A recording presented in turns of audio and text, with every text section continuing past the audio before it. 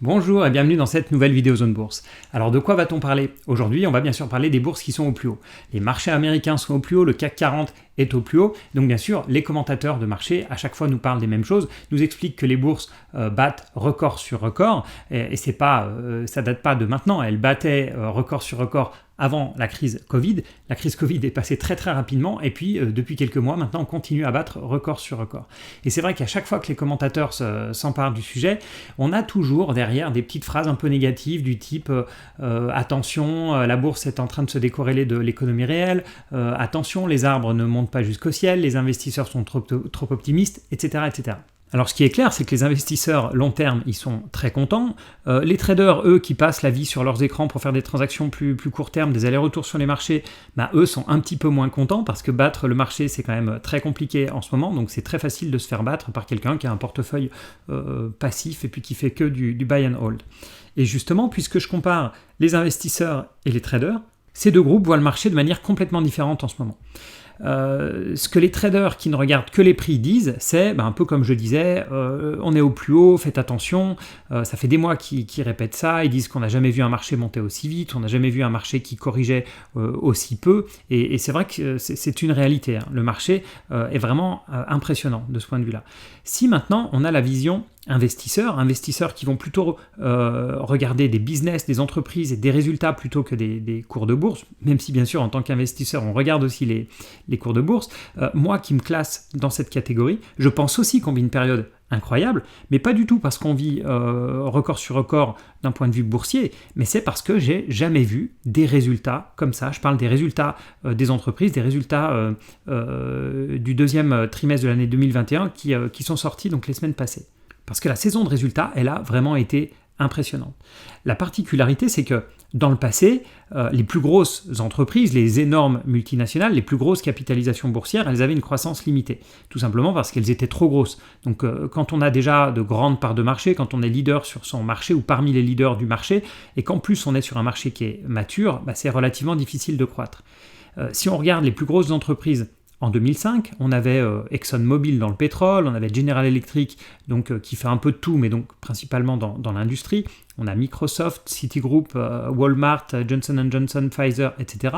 Et quand on fait partie de ces entreprises-là, donc quand on est une banque, une chaîne de supermarchés, un pétrolier ou un groupe pharmaceutique, c'est quand même difficile d'avoir une grosse croissance. Bien sûr, ce sont des entreprises qui avaient des croissances, mais c'est difficile de dépasser un certain taux de croissance. Ça, c'était réservé aux petites entreprises, aux startups.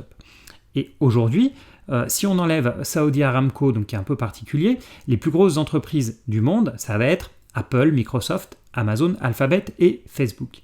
Et si on fait un petit tour de leurs résultats. Apple, chiffre d'affaires en croissance de 36% à 81 milliards de dollars et son bénéfice net qui double à 21 milliards. Donc je le répète, parce que moi ça me paraît toujours incroyable, la plus grosse entreprise du monde a doublé son bénéfice net. Si on passe maintenant à Microsoft, sur un an, croissance de 18% du chiffre d'affaires, donc c'est vrai que c'est quand même la moitié d'Apple, mais ça reste quand même une très belle croissance, et en termes de résultat net, la progression est encore plus rapide, 38% de hausse du résultat net.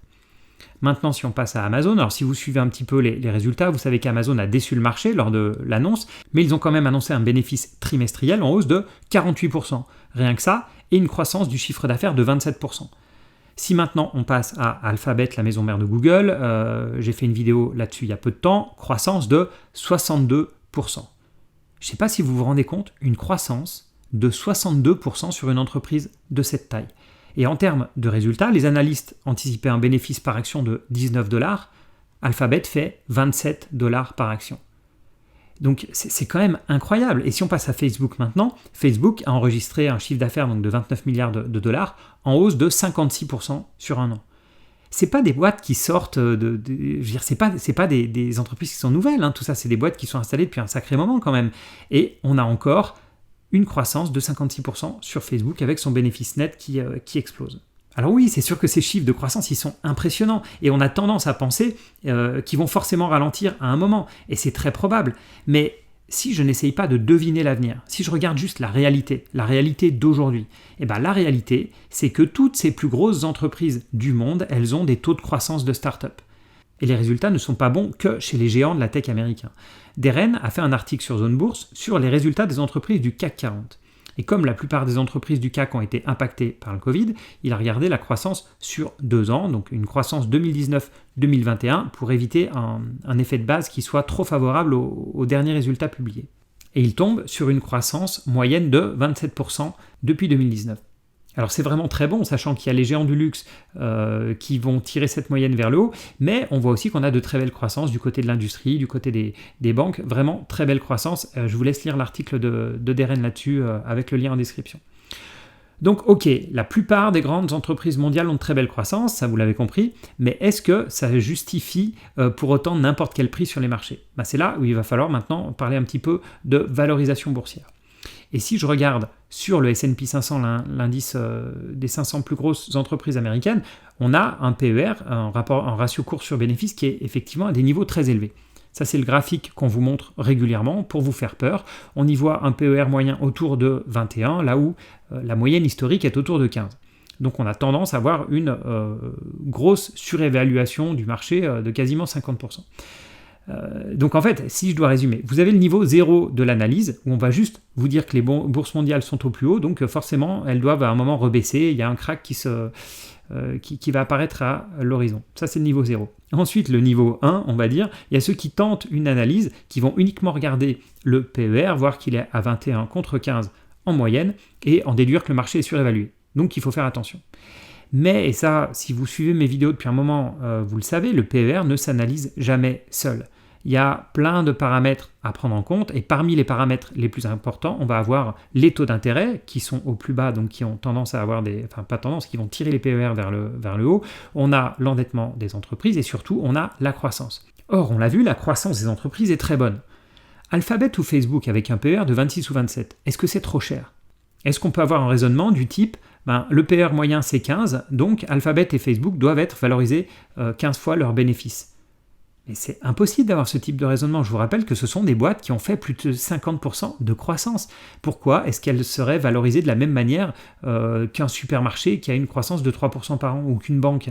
C'est bien sûr impossible. 26 ou 27, ce ne sont pas des valorisations extrêmes, pas du tout même, vu leur pourcentage de croissance. On ne peut pas comparer ces boîtes-là à des banquières ou des pétrolières d'il y a 20 ans. C'est vraiment impossible. Et là, on voit tout de suite la différence sur cette problématique de croissance, et je parle pas même pas des taux d'intérêt, parce que là on rentrerait dans un autre débat, mais on voit tout de suite la différence quand au lieu d'utiliser le PER, le ratio cours sur bénéfice, on utilise le PEG, le Price Earnings Growth, c'est-à-dire qu'on va diviser le PER par la croissance.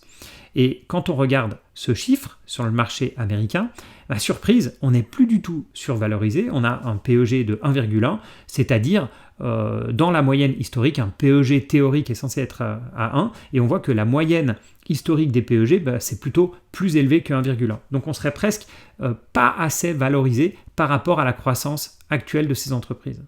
Alors que retenir de tout ça ? Déjà, ne faites pas partie de ces gens qui ne regardent que les cours de bourse, ou alors qui analysent à moitié en utilisant uniquement le PER. Regardez les entreprises, leur croissance, leurs résultats, leur endettement. Et si vous faites le boulot, vous allez comprendre pourquoi les marchés sont à leur niveau actuel. Il y a bien sûr les taux d'intérêt, mais on a aussi des résultats exceptionnels. Moi, je suis les marchés depuis à peu près 1997, j'ai jamais vu une saison de résultats aussi bonne. Pour ceux qui ont le graphique sous les yeux, vous voyez qu'il y a 87% des entreprises du S&P 500 qui ont battu les prévisions des analystes. C'est-à-dire, je ne parle pas de 87% qui ont annoncé des bons résultats, elles ont battu les bons résultats qui étaient déjà prévus par les analystes. Et si vous regardez, c'est exceptionnel, c'est quasiment du jamais vu historiquement. Alors, comme je le dis, les marchés méritent leur valorisation actuelle, mais avec les taux d'intérêt actuels et les taux de croissance actuels. Donc il y a 2 points que je répète depuis des mois. Pour que les marchés restent à ces niveaux-là ou continuent de progresser, il faut surveiller de très près les politiques de banque centrale qui doivent rester accommodantes et bien sûr les saisons de résultats, puisque pour se maintenir, il va falloir que les taux de croissance ne ralentissent pas trop, on va dire. Et on peut se permettre de ralentir un petit peu parce que si les entreprises, les GAFA, continuent à avoir 50% de croissance, elles mériteraient d'être beaucoup plus chères que ça. Mais disons que voilà, il faut attentivement surveiller à la fois les taux d'intérêt et les saisons de résultats. Et je trouve que le marché actuel, c'est un parfait marché de stock picking. C'est-à-dire que on va avoir des entreprises, on peut trouver encore des entreprises où on va pouvoir payer de la croissance pas trop cher, on va trouver de très belles boîtes et notamment parmi les plus grosses du monde qui ont des croissances qu'on ne paye pas encore trop cher, mais à côté de ça, on va avoir des secteurs qui vont être beaucoup trop valorisés ou que j'estime être beaucoup trop valorisés. C'est pour ça que ça reste difficile aujourd'hui de dire que le marché dans son entier est survalorisé. Moi, je ne le pense pas. Je pense qu'il y a encore pas mal d'opportunités et pas forcément uniquement dans les small caps, comme je le disais, dans des très belles boîtes avec des très beaux taux de croissance. Je pense qu'on a encore de très belles opportunités. Mais c'est vrai que acheter tout le marché aujourd'hui, vous allez à la fois acheter ces boîtes-là et puis acheter des boîtes qui valent très très cher et qui souvent ne produisent aucun résultat. Et donc, s'il faut être prudent, c'est plutôt là-dessus. Pour moi, s'il faut être prudent, c'est pas sur le niveau des marchés en général, parce que je le répète, le niveau des marchés s'explique par les résultats des entreprises qui sont exceptionnels, qui ont été vraiment exceptionnels. Mais là où il faut être prudent, c'est qu'il faut justement bien aller sur ces boîtes qui ont publié des résultats exceptionnels et qui ne sont pas encore trop chers, parce que toutes les boîtes n'ont pas publié des résultats exceptionnels et certaines ont des valorisations qui sont complètement démentes, et même la plupart de celles qui ont des valorisations démentes ne gagnent même pas d'argent. Donc c'est là où il faut faire attention. Il y a des entreprises qui ont des croissances de start-up mais avec des très beaux résultats, des très beaux cash flows, de très belles marges, et il y en a d'autres qui sont des start-up qui ont des très belles croissances de start-up mais qui ne gagnent toujours pas d'argent, qui ont du cash flow négatif, et tout ce qu'ils font, c'est griller la trésorerie de l'entreprise. Donc voilà, soyez surtout prudents sur la sélection des entreprises. Après, sur les niveaux boursiers eux-mêmes, ça s'explique assez facilement comme je l'ai expliqué.